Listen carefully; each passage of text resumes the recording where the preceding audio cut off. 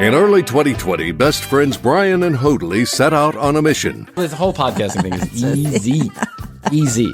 Inexpensive.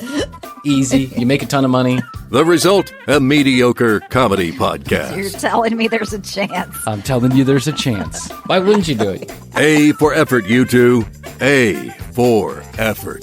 It's a double rainbow! The commercial break on Spotify. Tune it in and ride it out. The Jonathan Cruz case was hastily investigated by authorities, but many questions remain. Come behind the curtain with private investigator Sheila Wysocki as she uncovers the truth about what happened to Jonathan. This is Without Warning.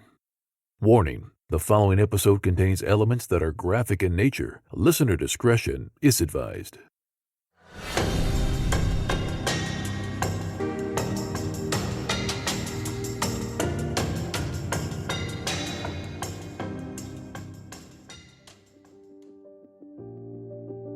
On this episode, I am going to discuss doing a reconstruction of Jonathan Cruz's death. In this episode, you will hear about evidence from the gunshot residue test results on both Jonathan and Brenda, and learn about the reconstruction done by private investigators using the 𝐕𝐈𝐃𝐄 technology.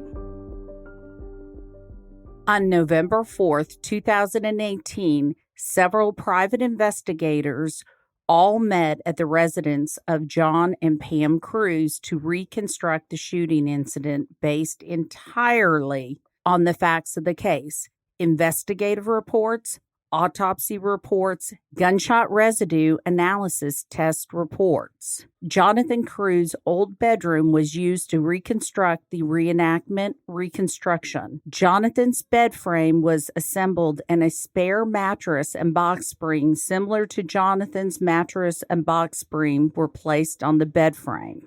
Using 𝐕𝐈𝐃 laser scanner and 𝐕𝐈𝐃 software, Jonathan's bedroom at the apartment and his bed were scanned to help create a near exact scale 3D animated reenactment of the likely scenario. For those that followed the 𝐂𝐍𝐉𝐄 case, we used the 𝐕𝐈𝐃 machine and a 3D animation to reconstruct that case as well.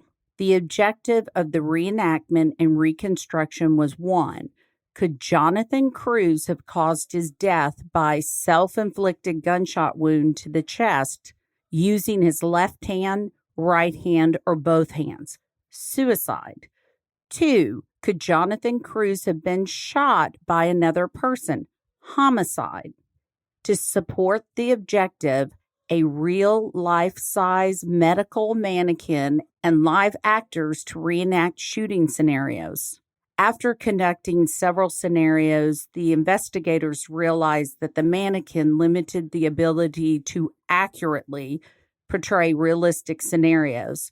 Since it was not flexible as a human actor, the investigators decided to no longer use the mannequin and replace it by using human actors with the same physical stature and mobility as Jonathan Cruz. To reenact Objective 1, we used human actors to reenact gunshot wound to the chest using the left hand, right hand, and gripping the handgun with both hands. To do this, we used a 9mm SIG. After each reenactment, we checked the gun over and over and over for safety purposes. So let's talk about the self-inflicted using the left hand, which would have been suicide. Jonathan Cruz was right-handed. Why would he use his left hand? The wound entrance is in a position to the left and below his left nipple. The wound characteristics reveal a contact to near contact with a 1/8 inch abrasion located at 2 o'clock position, 1 inch from the margin. What does that mean? The location of his abrasion likely indicates the muzzle was placed close to the skin with the guide rod causing the abrasion upon discharge of the handgun. Had Jonathan used his left hand to shoot himself, the abrasion caused by the guide rod would not have been at 2 o'clock position, but at a lower position such as 4 or 5 o'clock position. It is so important to note that the human actors had difficulty holding the handgun in the manner that would produce the 2 o'clock abrasion. Going back to the GSR test results of Jonathan Cruz, 5 particles of GSR were confirmed on the back of his right hand. Zero particles of GSR were found on the back of his left hand. Had Jonathan used his left hand to shoot himself, it is highly probable that his left hand would have tested positive for the presence of gunshot residue. The absence of gunshot residue screams at me. When we consider the alignment of the wound and exit wound, entrance area, the conclusion was the trajectory and abrasion, the wound characteristics, do not support a left-handed self-inflicted gunshot wound while he was in a laying down position. Then the investigators traced the trajectory from the bullet to the final resting place. To Jonathan's exit and entrance wound, they do not support self-inflicted gunshot wound in a laying position using his left hand. It was the opinion of the investigators that Jonathan did not use his left hand to discharge the handgun into his chest, resulting in death. Scenario 1 is marked off. Scenario 2, self-inflicted using right hand. Still suicide. Could he do it? Jonathan is right-handed. The characteristics of the wound: 1/8 inch abrasion located at 2 o'clock position, 1 inch from the margin. The trajectory of the bullet was right to left. Therefore, based on the trajectory through his body, through the mattress and resting place, makes it unlikely to be a self-inflicted gunshot wound to the chest using his right hand. Also, which is even more important, the gunshot residue was present on the back of his hand. The trajectory of the bullet negates any idea that he used his right hand to shoot himself. Using an actor, we revealed that it's physically impossible to manipulate the gun in the right hand to cause a self-inflicted gunshot wound to the left side of his chest with a trajectory front to back, left to right, while in a laying position. Tracing the trajectory from the bullet's final resting place to Jonathan's exit and entrance wound does not support a self-inflicted gunshot wound in a laying down position using his right hand. The opinion of the investigators at the time was Jonathan was right-handed. The trajectory of the bullet throughout his body and the mattress and the bullet's final resting place renders it impossible for Jonathan to have used his right hand to cause a self-inflicted gunshot wound to the left side of his chest. The next scenario: could Jonathan, using left and right hand grip, causing a self-inflicted gunshot wound to the left side of his chest, holding the handgun with both hands, the muzzle end pointed towards the chest? In that fashion, upon firing the gun, would likely not support the trajectory of the bullet, the entry-exit wound, the mattress, and the resting place of the bullet, if he had shot himself while in a laying position. Going back to Jonathan's gunshot residue test, 5 particles of gunshot residue were confirmed on the back of his right hand. 0 particles of gunshot residue were found on the back of his left hand. Had Jonathan used both hands to hold the gun to shoot himself, it is highly probable that both hands would have tested positive for the presence of gunshot residue. Now we get into tracing the trajectory using the premise holding the handgun with both hands with muzzle end pointed towards the chest. Tracing the trajectory from the bullet's resting place to Jonathan's exit and entrance wound do not support a self-inflicted gunshot wound using both hands to hold the handgun while in a laying position. The opinion of the investigators at the time: even though Jonathan was right-handed, the trajectory of the bullet through his body and the bullet's final resting place renders it impossible for Jonathan to have used both hands to discharge his handgun. Also, Jonathan's treating physician concluded to a reasonable medical certainty that Jonathan's shoulder injury would not have permitted him to physically make the shot without an extreme amount of pain in his shoulder.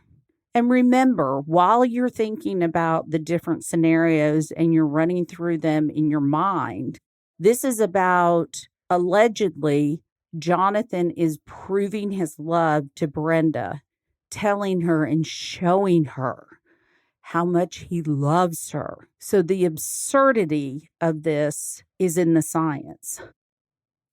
While you're thinking about that, let's take a commercial break.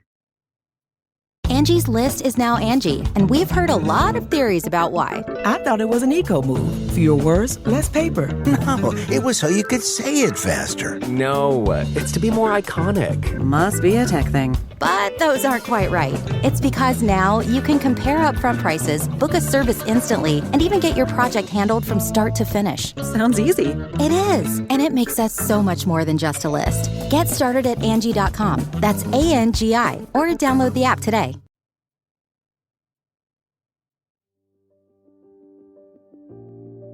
The next scenario was Jonathan being shot by another person in the room. Homicide.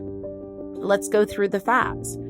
Brenda admits she was in the room and sitting on the floor at the base of the bed, facing away from Jonathan when Jonathan allegedly shot himself. We do not know if anyone else was in the room.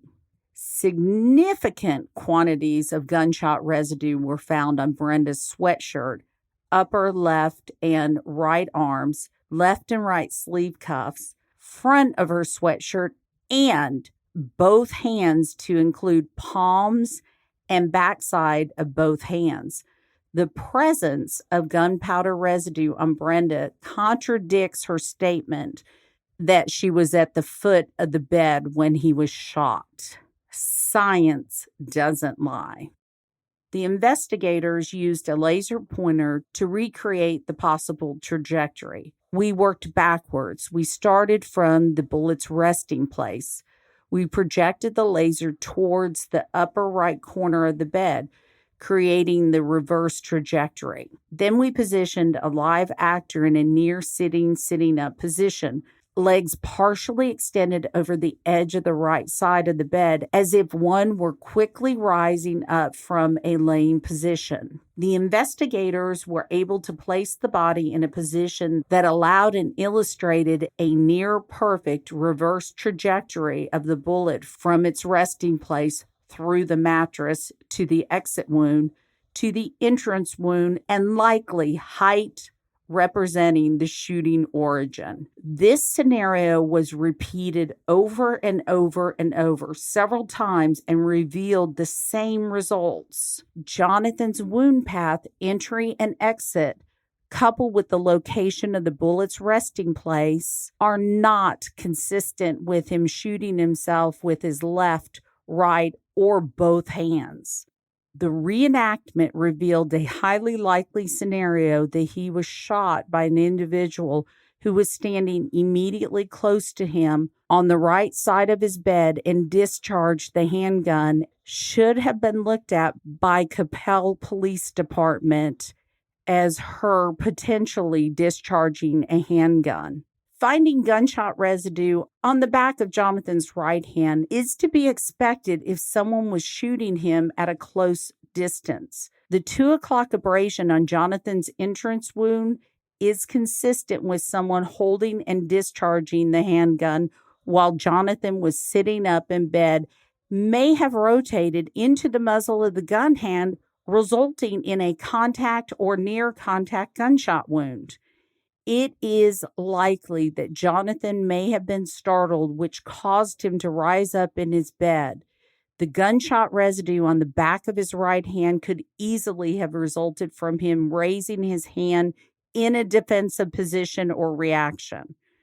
The absence of gunshot residue on his left hand could only be a result of him using his hand to help prop himself up as he was rising up from a laying down position.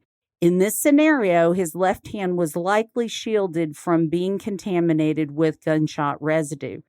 Remember, the handgun was found on the bed near his left thigh.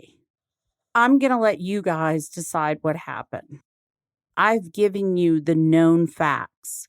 I've given you the reconstruction, reenactment scenarios based on the science, the trajectory, the entrance wound, the exit wound, the resting place of the gun, and the origin of the shot. I believe that Jonathan Cruz did not commit suicide. The science doesn't lie. People do. Information from the following sources used to support the shooting reconstruction: Coppell Police Department's incident report, Southwestern Institute of Forensic Science at Dallas, Office of the Medical Examiner, Investigation Narrative, Southwestern Institute of Forensic Science at Dallas, Office of the Medical Examiner, autopsy reports dated February 3rd, 2014, and April 16, 2014.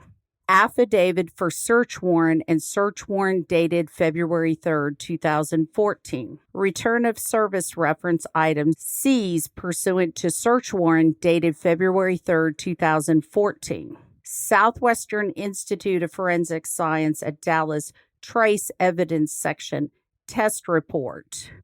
Gunshot residue analysis dated March 12, 2014. Southwestern Institute of Forensic Science at Dallas Trace Evidence Section Test Report, Range of Fire Analysis, Affidavit of Terry Medson, MD, Board Certified Orthopedic Surgeon, dated June 14, 2018. Information provided by family regarding Jonathan being right-handed, Jonathan's use and familiarity of handguns and gun safety, Jonathan's right shoulder injury, and medical treatment several days prior to his death. These are the known facts. February 2nd, 2014, 11:45 p.m., Jonathan's time of death. Person present during events leading up to the shooting: Brenda Lazaro, ex-girlfriend of Jonathan Cruz. Brenda stated they had been together since 4 p.m. and had been arguing throughout the day about another woman, Emily. Brenda stated they did not talk much of the evening but watched TV at his apartment. He was laying in bed and she was sitting on the floor at the foot of the bed, back against the bed. According to Brenda, Jonathan tells her he loves her. She replies she loves him and brings up the issue of Emily, which upsets Jonathan. Jonathan allegedly states, "Baby, I love you, and I'm going to show you that I love you." Jonathan allegedly tells Brenda to cover her ears. He is so concerned about her delicate ears right before Brenda states he shoots himself. At one point, Brenda said it was an accident. If Jonathan tells her multiple times to cover her ears, doesn't that take that argument away?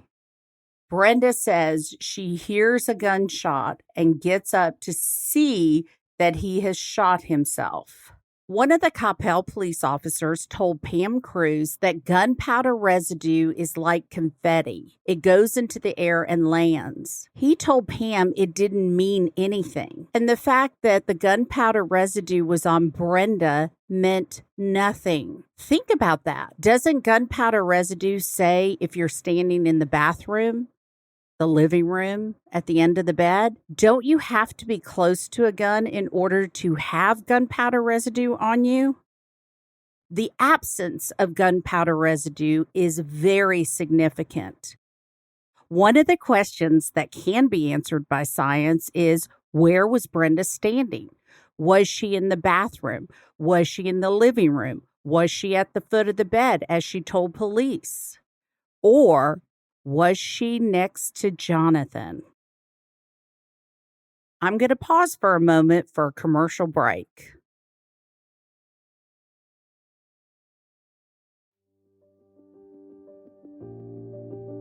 The autopsy report done by Jeffrey Bernard, MD, states the following findings.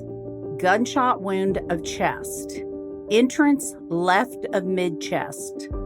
Contact range of fire was soot on entrance wound. Perforation of heart, lung, liver. Path, front to back, right to left. Jeffrey Bernard was told deceased reportedly shot himself in front of a witness. He was also told magazine was unloaded from the firearm. Again, let's go back to Officer Maurer, who stated he believed, now listen to that, he believed this was an accidental shooting as the gun's magazine was in a drawer in a different room, and thought Jonathan did not realize there was a round in the chamber. Again, that's what Officer Maurer believes without an investigation. Let's move on from Officer Maurer's opinion and go into the entrance wound. It was located in the left mid-chest, 2 inches left of midline, 19 inches below top of his head. Soot located surrounding entrance wound. 1/8 inch abrasion is located at 2 o'clock position, 1 inch from the margin. Wound is located 2.75 inches medial to 2 inches below left nipple. Exit wound, right back 4 inches to right of midline, 20 inches below top of the head. The conclusion that Dr. Jeffrey Bernard, MD, came to, quote, "It is my opinion Jonathan Michael Cruz, a 27-year-old white male, died as a result of injuries sustained from a gunshot wound of the trunk." End of quote. The documentation is interesting. Initially, February 3rd, 2014, the manner of death was pending. April 16, 2014, the manner of death was undetermined. Think about that. 2 people in the room, 1 person saying it's suicide, and the medical examiner comes back with undetermined. Getting on with known facts. Jonathan Cruz was right-handed. Jonathan Cruz was a gun enthusiast and received advanced firearm safety and marksmanship training. Wouldn't you think Officer Maurer should know that? Known handgun evidence. Reference search warrant dated February 3rd, 2014, and Coppell Police Department incident report.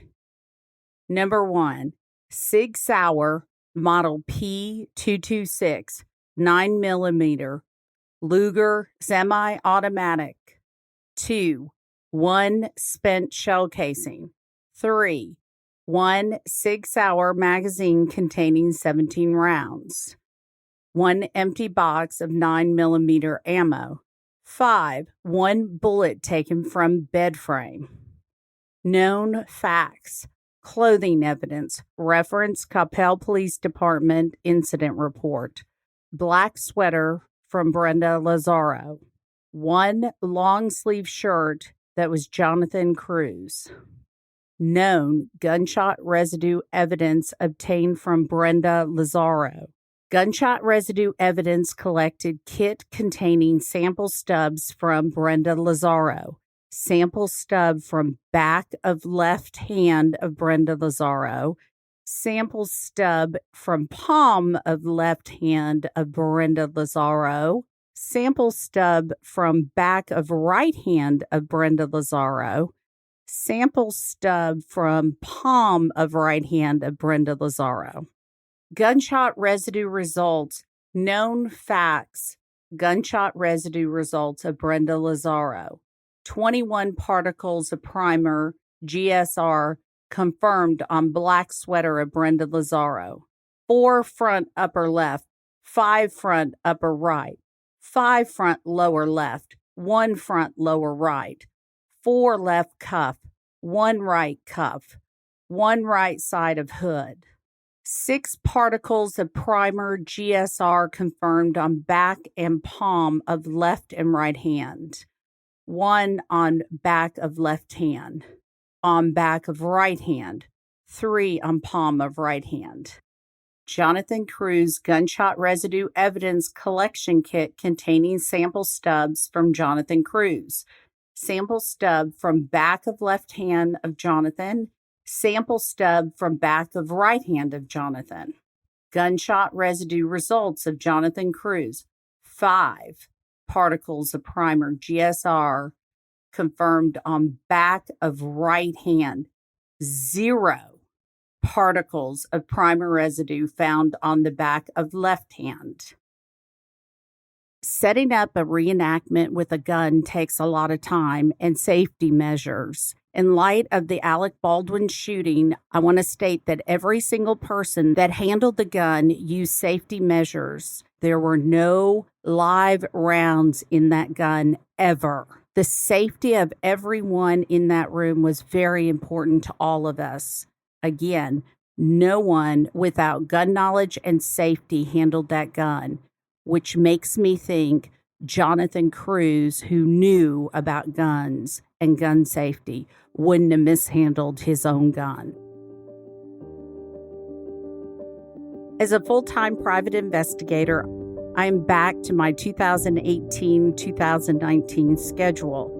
Hotel rooms, airports, and interviewing witnesses on other cases. Jonathan Cruz's case is going to trial in January. You can keep up with the trial information on Cold Case Jonathan Cruz or my Patreon group. My next Patreon Zoom will be talking about this episode, the reconstruction. You can follow Without Warning on Instagram at Without Warning PI. You can follow us on Twitter at ScrappyMomPI. And on YouTube, we are Without Warning by Sheila Wysocki.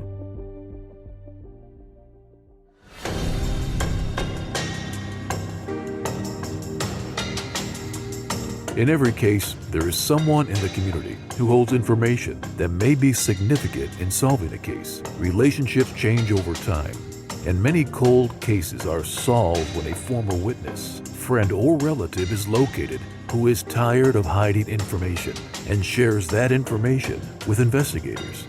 If you have any information about this case, please contact our voicemail comment line at 888-599-0008. You can leave an anonymous tip, or you can leave your contact information. We will call you back and speak with you directly. You can also email information to Sheila@SheilaWysocki.com.